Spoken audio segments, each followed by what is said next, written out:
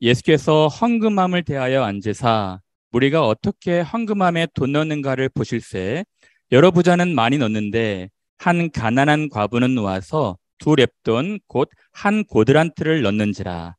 예수께서 제 아들을 불러다가 이르시되 내가 진실로 너에게 이르노니 가난한 과부는 헌금함에 넣는 모든 사람보다 많이 넣었도다.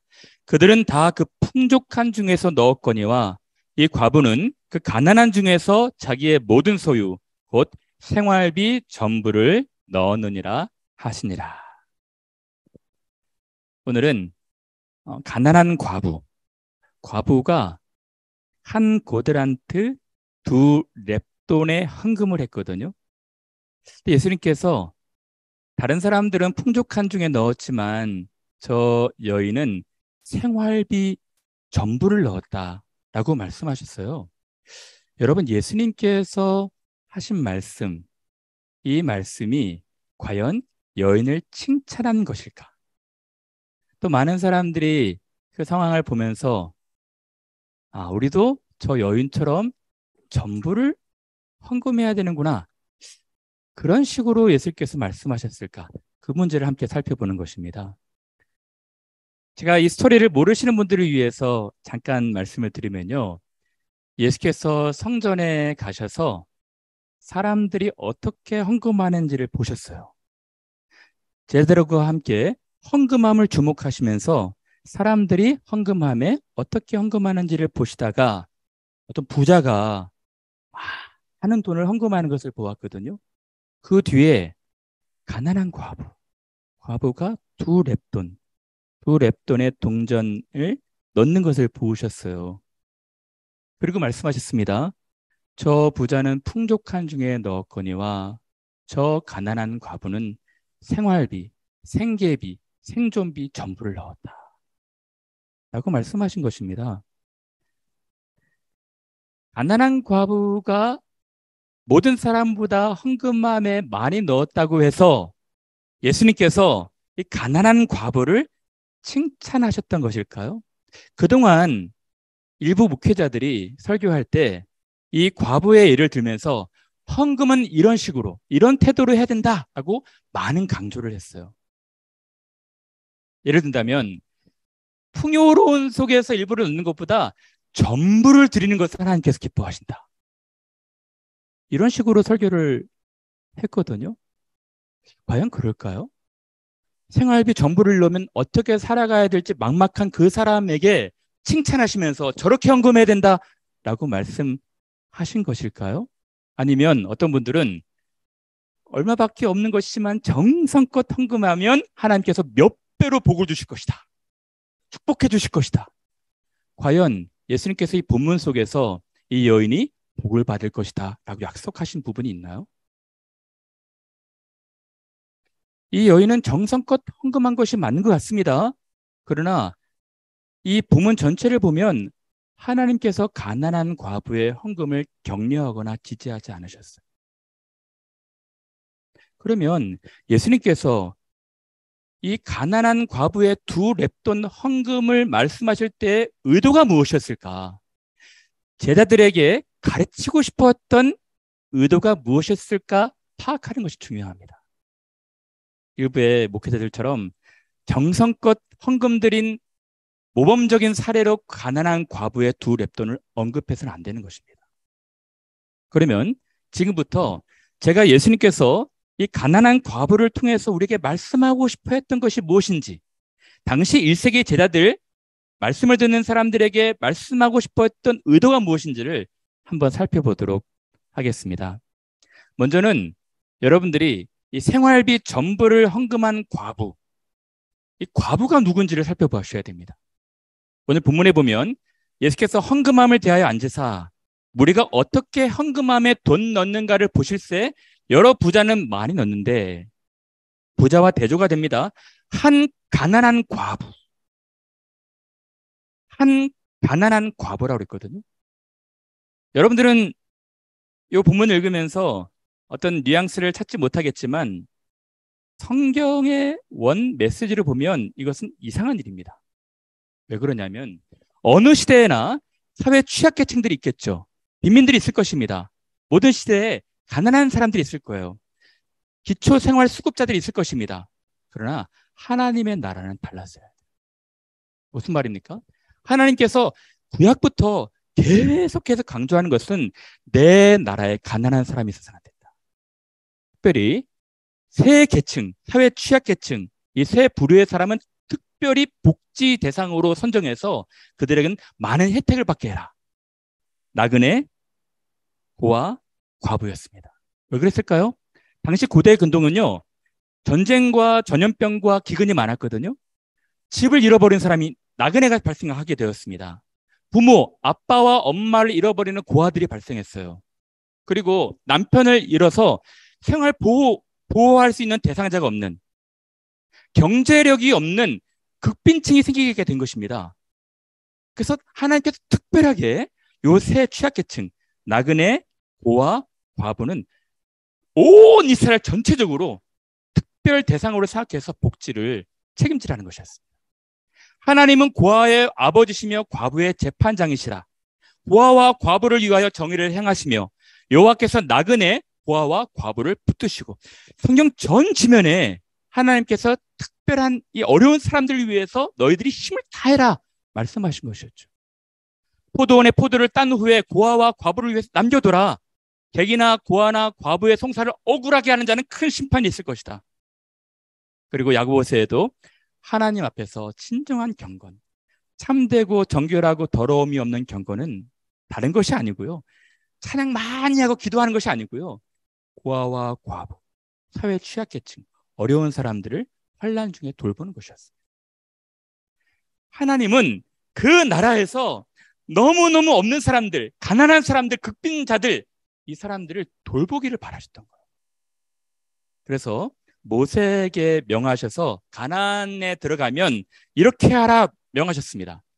네가 만일 내 하나님 여호와의 말씀만 듣고 내가 오늘 내게 내리는 그 명령을 다 지켜 행하면 내 하나님 여호와께서 내게 기업으로 주신 땅에서 내가 반드시 복을 받으리니 너희 중에 나그네, 고아, 과부가 있을지라도 그들은 가난하지 않을 것이다. 하나님의 복지 시스템을 만든 것입니다. 희년제도. 그래서요, 여러분, 하나님 나라의 특징이 무엇입니까? 강한 자가 있고 약한 자가 있고 부자가 있고 비난자가 있을 것입니다. 다 계층이 있을 거예요. 그러나 가난한 자를 복지로 책임지는, 돌보는 이 나라인 것이죠. 가난한 자가 없어야 된다는 것입니다. 가난한 형제가 함께 거주하거든 반드시 내 손을 펴서 그에게 필요한 대로 쓸 것을 넉넉히 부어주라. 그런데요, 지금 사회 시스템이 무너져버린 것입니다. 붕괴된 거예요. 이스라엘은 여전히 극빈 계층이 생긴 것입니다. 가난한 과부.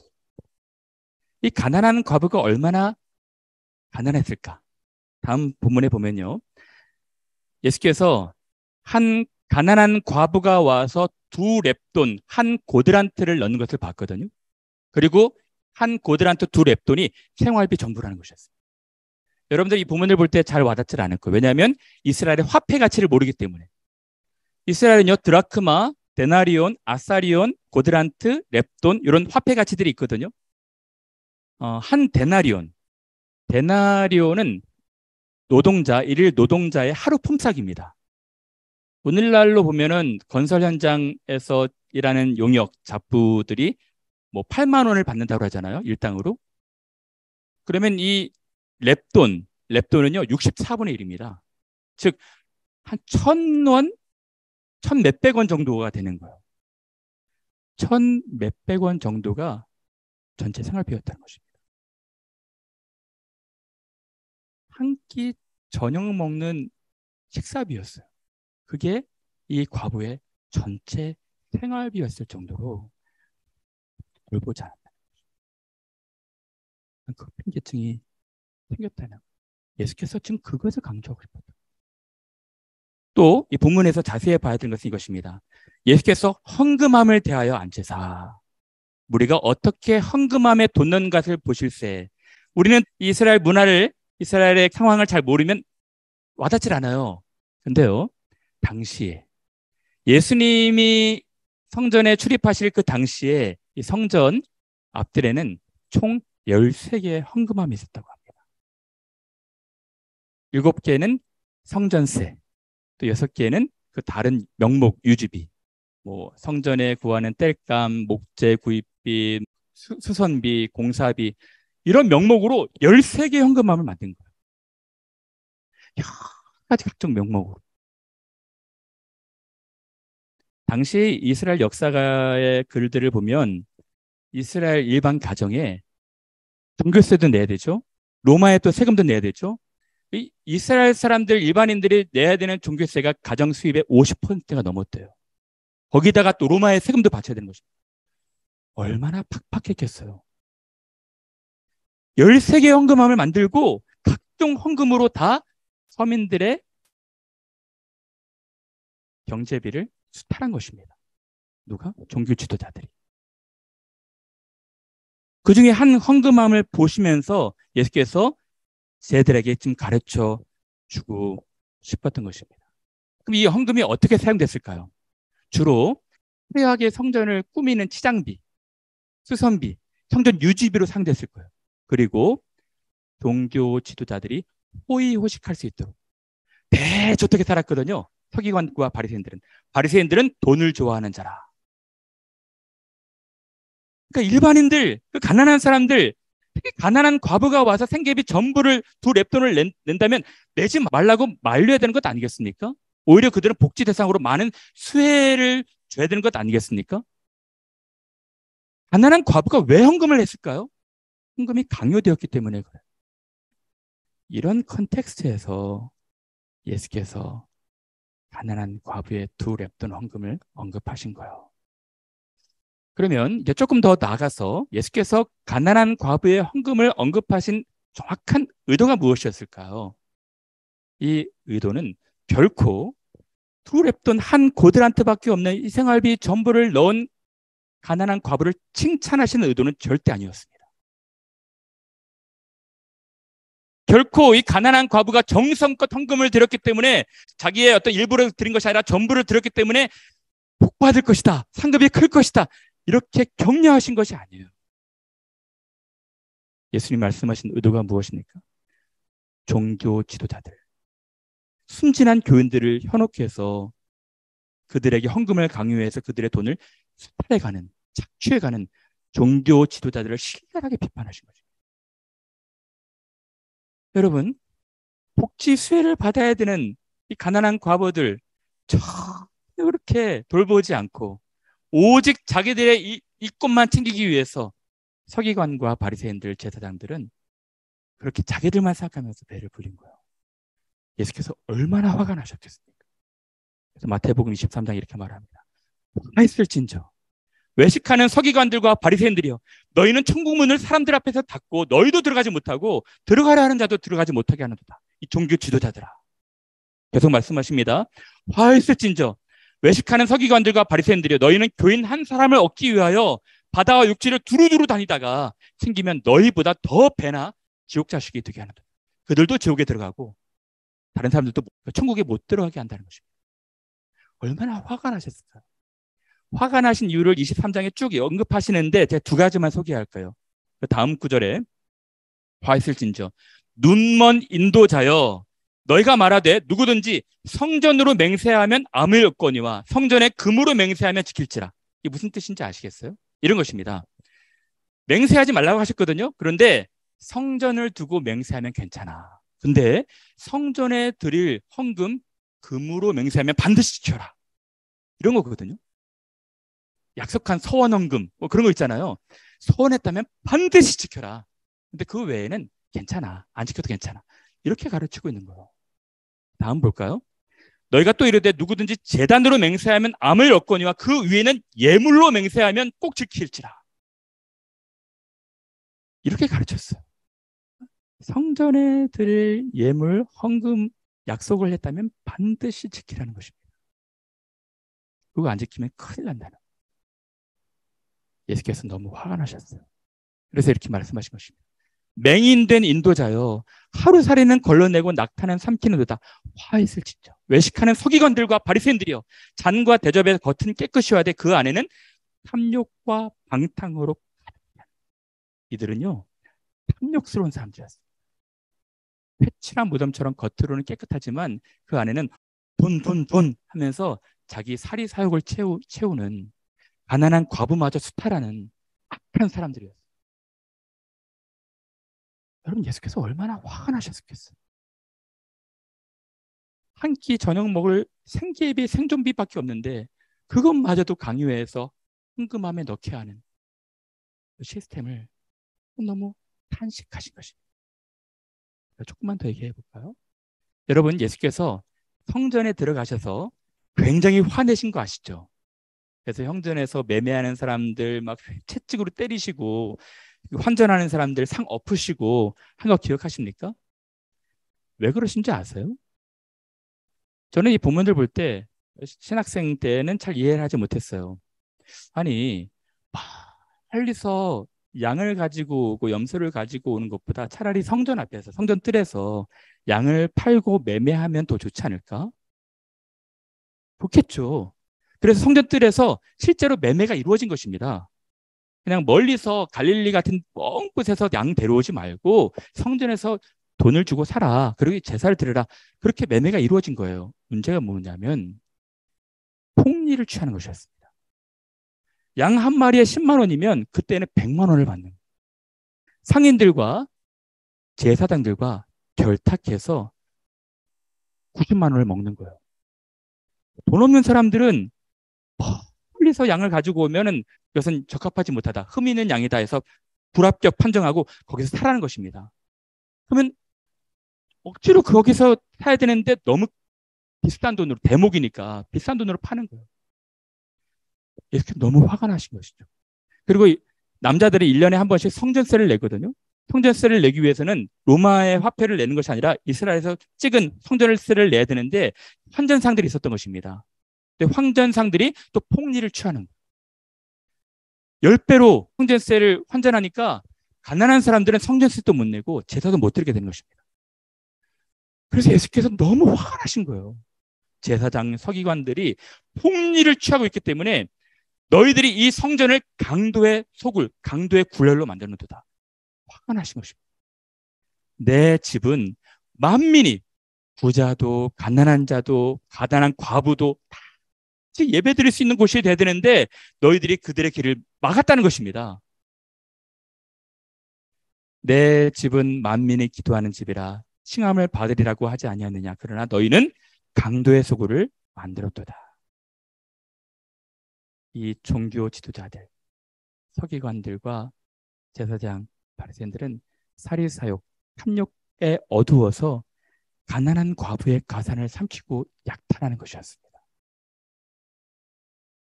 그래서 예수께서 말씀하시죠. 화했을진저. 외식하는 서기관들과 바리새인들이요, 회칠한 무덤 같으니 겉으로는 아름답게 보이나 그 안에는 죽은 사람의 뼈와 모든 더러운 것이 가득. 겉은 그라사하게 긴 옷 입고 다니고 회당의 상석에 앉고 인사받는 존경스러운 위치에 있지만 그 속에는 쓰레기가 가득하다는. 그래서 다시 정리하자면 예수님께서 가난한 과부의 2렙돈 헌금한 것은 결코 칭찬하신 것이 아닙니다. 오히려 책망하신 거예요. 서기관들과 바리새인들, 종교 지도자들이 이 가난한 과부를 돌보지 못하고 그렇게 낼 수밖에 없는 형편을 만든 것을 책망하신 거예요. 본문의 맥락, 컨텍스트를 보시면 더 정확해집니다. 예수님의 의도는 오늘 본문만 딱 떼서 보지 마시고 전후 좌우 문맥을 보시면 더 정확해져요. 이것입니다. 오늘 본문 마가복음입니다. 예수께서 헌금함에 돈 넣는 것을 보실 때 가난한 과부는 모든 사람보다 많이 넣었도다. 자기의 모든 소유 곧 생활비 전부를 넣었느니라. 요것만 딱 떼어서 보면 예수님께서 가난한 과부의 헌금을 칭찬하신 것인가? 오해할 수 있어요. 근데 그 앞에 무엇이 나옵니까? 바로 앞 구절에 긴 옷을 입고 다니고 시장에서 문안받고 회당의 높은 자리와 잔치의 윗자리를 원하는 서기관들을 삼가라. 그들이 누구인가? 과부의 가산을 삼키는 자라. 그들은 과부를 돌보지 않냐고 과부의 그 마지막 남은 생계비, 생존비까지 마저 삼키는 자들이라는 것입니다. 그리고 다음 구절이 어떤 것입니까? 이 13장으로 넘어가는데요. 13장에 이런 구절이 있습니다. 현대인의 성경을 갖고 왔거든요. 개역 한글로 보시면 여러분들이 좀 헷갈릴 수 있을 것 같아서 이거예요. 한 제자가 성전에서 나오면서 선생님 이 화려한 건물 좀 보십시오. 와, 얼마나 아름답습니까? 굉장한 도리지요. 얼마나 훌륭한 건물입니까? 그렇게 13개 헌금함을 운영하면서 가난한 사람 헌금을 다 약탈해가지고 유지하는, 보수하는 그 성전. 예수께서 보실 때 우라통 터지지 않겠습니까? 그래서 뭐라 말씀하십니까? 다 무너져 내릴 것이다. 돌 위에 돌 하나도 남기지 않고 다 무너져 없을 것이다. 겉으로 보기엔 화려해 보이지만 쓰잘데기 없는 것이라는 것이죠. 내 가난한 사람들이 그 혈세로 인해서 세워진 것이라면 다 무너뜨리겠다는 것입니다. 이거예요. 똑같은 병행 구절 누가복음 말씀을 볼까요? 똑같습니다. 누가복음 21장에는 가난한 과부가 2렙돈 넣는 것을 보시고 저들은 풍족한 중에 헌금을 넣었거니와 이 과부는 자기가 가지고 있는 생활비 전부를 넣을 수밖에 없는 형편을 말씀하시는데요. 그 앞절에 똑같이 나옵니다. 긴 옷을 입고 회당의 높은 자리를 좋아하는 서기관들을 삼가라. 그들은 과부의 가산을 삼키는 자들이다. 엄중한 심판을 받게 될 것이다. 그리고 나서 성전 건물을 말씀하십니다.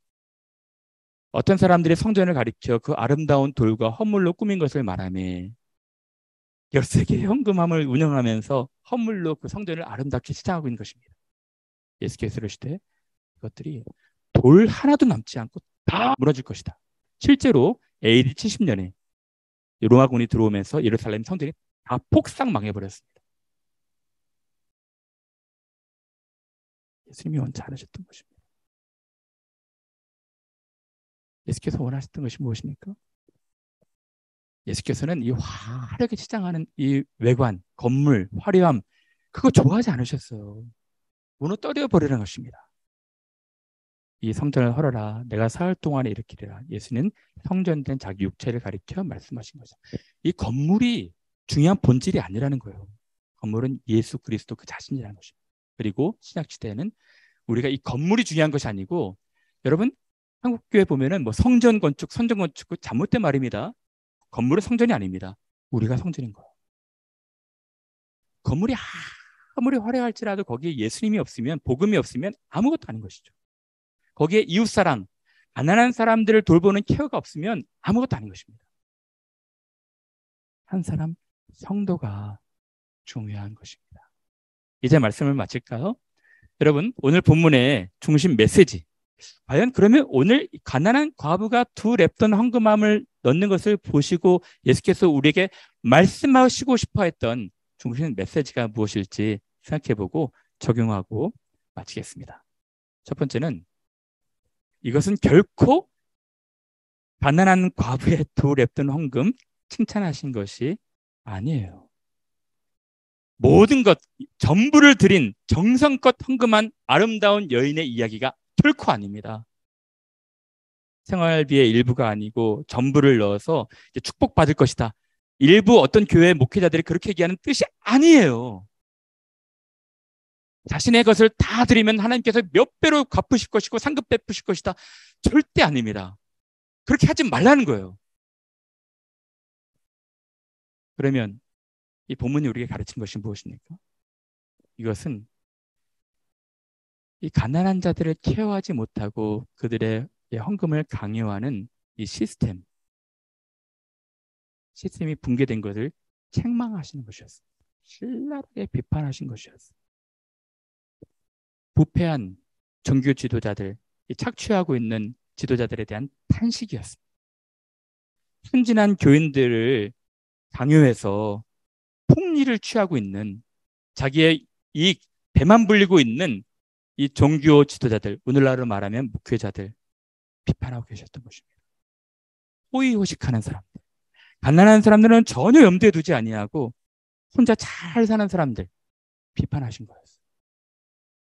그리고 그러한 시스템이라면 차라리 그 건물은 없어져야 한다는 것입니다. 무너지는 것이 맞다는 거예요. 그것은 성전이 아니라 강도의 소굴이라는 것입니다. 다시 새로운 성전으로 새롭게 건설돼야 한다는 것입니다. 그것입니다. 진정한 성전이 해야 될 것이 무엇입니까? 하나님을 사랑하고 이웃을 우리의 몸처럼, 자신처럼 사랑하는 거예요. 그것이 없으면 성전도 아니고요. 그것이 없으면 교회도 아닌 것입니다. 그것을 말씀해 주고 있었던 것입니다. 그러면 이제 다시 한번 오늘 우리에게 주는, 오늘 21세기를 살아가는 우리들에게 주는 교훈을 한번 다시 생각해 보도록 하겠습니다. 여러분, 저는 여러분 모두가 헌금에 대한 바른 이해를 가져야 한다 생각합니다. 찰스 스펄전 같은 분들은 헌금을 설교하지 않는 것은 죄다라고 말씀하셨거든요. 왜냐하면 지난주에 설교했던 것처럼 하나님이 아벨과 그의 재물을 받으셨다고 했거든요. 아벨도 받으셨지만 아벨의 마음으로 드리는 예물도 받으셨어요. 물질 있는 곳엔 그 마음이 있다고 그러지 않았습니까? 그러므로 우리가 하나님께 드리는 헌금도 중요한 것입니다. 헌금이 전혀 중요하지 않다는 이야기가 아닙니다. 여러분들이 정말 억지로가 아니라 자유로운 마음으로, 감사하는 마음으로 하나님께 바치는 것은 귀한 것이에요. 그런 의미에서 11조 얘기를 잠깐 하려고 그래요. 가끔 저에게 물어보는 분들이 있어요. 목사님, 11조 하는 것이 맞습니까? 맞지 않습니까? 목사님, 구약의 율법이 다 폐지가 되었으면 구약에서 행했던 이 11조도 폐지가 된 것 아니겠습니까? 그렇게 물어보시는 분들이 있어요. 제가 아주 심플하게 간략하고 명쾌하게 말씀을 드릴게요. 다른 것보다도 11조를 이런 관점에서 보셔야 돼요. 여러분, 우리는요, 믿는 사람들은 다 하나님의 나라의 백성입니다. 그렇죠? 하나님 나라의 일원입니다. 그러면 이 나라에 세금을 바쳐야 돼요. 여러분, 대한민국 사람들이면 대한민국 시민권자이기 때문에 대한민국에서 주는 온갖 혜택을 다 누립니다. 그렇죠? 그러면 의무도 감당해야 되는 거예요. 그게 납세의 의무가 아니겠습니까? 그러므로 대한민국 사람들은 어떤 사람들은 10%, 많은 사람들은 20%, 30%. 영국 사람들도요. 영국 이 법 안에서 살기 위해서, 시민으로 살기 위해서는 세금을 내야 되는 거예요. 근데 영국에 와서 알 것은 고액 연봉자는 40%까지 내더라고요. 그만큼 많은 혜택을 누리기 때문에 의무도 감당하는 것입니다. 똑같은 거예요. 하나님의 나라도 이 시스템이 돌아가야 되는 것 아니겠습니까?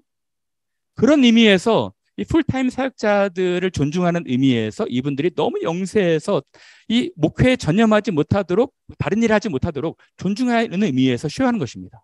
또 11조의 정확한 의미는 가난한 사람들, 어려운 사람들, 핍절한 사람들, 그들과 함께 나눔의 의미가 있어요. 그러므로 모든 하나님의 나라의 백성들이라면 많게도 아닙니다. 40%가 아니에요. 10%라도 해야 되는 거예요. 의무적으로. 예수께서 말씀하셨죠? 어떤 사람이 세금 얘기를 했을 때 가이사의 것은 가이사에게, 하나님의 것은 하나님에게 하라. 말씀하신 것입니다. 그러므로 모든 교인들은 적으나 많으나 자기의 분량을 감당해야 되는 거예요. 우리 교회는요, 제가 부임한 14년 전부터 지금까지 헌금 종류가 두 개예요. 주일헌금, 그냥 11조 헌금. 그리고 특별하게 감사하고 싶은 분들은 감사헌금하고 또 선교헌금하고 자유입니다. 그런데 문제는 뭐냐면 어떤 교회를 가보면요, 너무 헌금 명목이 많아요. 월정헌금, 월사헌금, 일처먼지헌금, 건축헌금 너무 많아서 교인들한테 강요를 하는 것이 문제인 것입니다. 억지로 하지 말고 자유로운 마음. 하나님이 주신 것 감사하면서.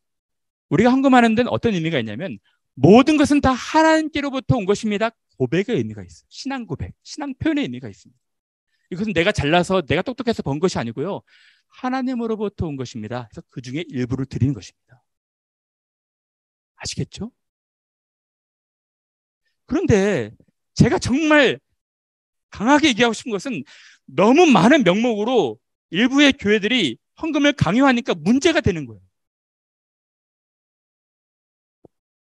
마치 1세기 유대인들처럼. 그래서는 안 되는 것입니다. 그래서는 안 되는 거예요. 두 번째, 이웃을 사랑하는 것이 본질입니다. 여러분, 어떤 분이 물어봤어요. 예수님, 크고 첫째 되는 계명이 무엇입니까? 예수께서 말씀하셨죠. 크고 첫째 되는 계명은 하나님을 사랑하는 것이고, 우리가 해야 되는 두 번째 계명은 이웃을 내 몸처럼 사랑하는 것이다. 여러분, 이것이 교회의 본질입니다. 이것이 교회의 본질이에요. 우리가 행해야 될 본질인 것입니다. 근데 1세기 유대인들, 특히 지도자들은 이 가난한 과부를 자기의 이웃으로 생각하지 않는 것입니다. 그냥 헌금 강요의 대상으로만 생각한 거예요. 그래서 저녁 한 끼 먹고 아무것도 없는 그 생활비마저도 요구한 것입니다. 예수께서 그것이 너무 마음이 아프시다. 그래서 예수께서는 말리고 싶으셨던 거예요. 너는 내지 말아라. 차라리 너는 이 복지 대상으로 많은 구제비를 받아야 된다. 라고 말씀하시고 싶었던 것이죠. 유대인들이 말렸어야 돼요. 이 가난한 과부에게 찾아가서. 당신은 그렇게 하지 마십시오. 우리에게 와서 당신을 위한 따뜻한 구제비를 좀 받으시길 바랍니다. 그렇게 했어야 했던 것입니다. 오늘 우리 교회는 어떨까요? 캠브리지 안의 교회를 보면 힙절한 사람들이 없는 것 같아요. 어느 정도 여유가 있는 분들 아니겠습니까? 그중에 우리 청년들이 더 여유가 있는 것 같아요. 여러분들이 외식 많이 하잖아요. 작년들은 외식 못해요. 1년에 한두 번 해요. 특히 저 같은 경우는. 청년들은 우리 딸도 보니까 매일같이 외식을 하더라고. 야, 좋겠다. 부럽더라고요. 여러분, 근데 이것을 꼭 물질로만 보지 마시고요. 혹시 우리 중에 외로운 사람, 쓸쓸한 사람, 삶의 의미를 찾지 못해서 고단한 사람 있는지 보시고 여러분들이 에너지와 물질로 함께 나누는 것이 필요합니다. 이 캠브리지에 우울증으로 힘들어하는 친구들이 30% 이상이 놉니다. 우리 주변에 그런 친구들이 있나요? 여러분, 우리 주변에 그렇게 사각지대, 힘들어하는 사람들이 있는지 보셔야 되는 것입니다. 우리들만 알고 우리들만 한다면 우리가 1세기 유대 종교 지도자들과 다를 바가 없는 거예요. 하나님이 우리에게 주시는 명령이 무엇입니까? 주변 사람들. 우리도 중요하지만 주변 사람들도 보라는 것입니다. 외적인 화려함보다 영적 본질을 추구하라. 여러분, 많은 사람들이 허영심, 자기 과시 해가지고 앞만 보고 가요. 그러지 말라는 것입니다. 옆도 보고 뒤도 보고 좀 처져 있는 사람이 없는지 좀 보라는 것입니다. 이것이 교회의 본질이에요. 이웃사랑. 근데 1세기 종교 지도자들은 성전을 화려하게 치장하고 아름다운 건물로 만드는 거에서만 관심이 있어서 이 사각지대를 바라보지 못한 것입니다. 예수님의 눈은 그 사람들에게 머물러 있다. 사랑하는 여러분, 저는 우리 교회가 그런 교회가 됐으면 좋겠어요. 진짜 우리 교회에서 다음 진로가 결정이 돼서 좋은 직장을 얻고 좋은 진로를 찾아서 가는 분들 축복해 줬으면 좋겠어요. 같이 축하해 줬으면 좋겠습니다. 그런데 혹시 지쳐서 힘들어해서 낙오하거나 좌절되어 있거나 낭망해 있는 분들 같이 세워주고 격려하고 용기 주는 그런 교회가 됐으면 좋겠어요. 여러분, 그러한 교회, 그러한 영적인 어떤 본질을 추구하는 우리 캠브리지 안의 교회, 그런 교회가 되기를 위해서 함께 기도해 주시기를 바랍니다.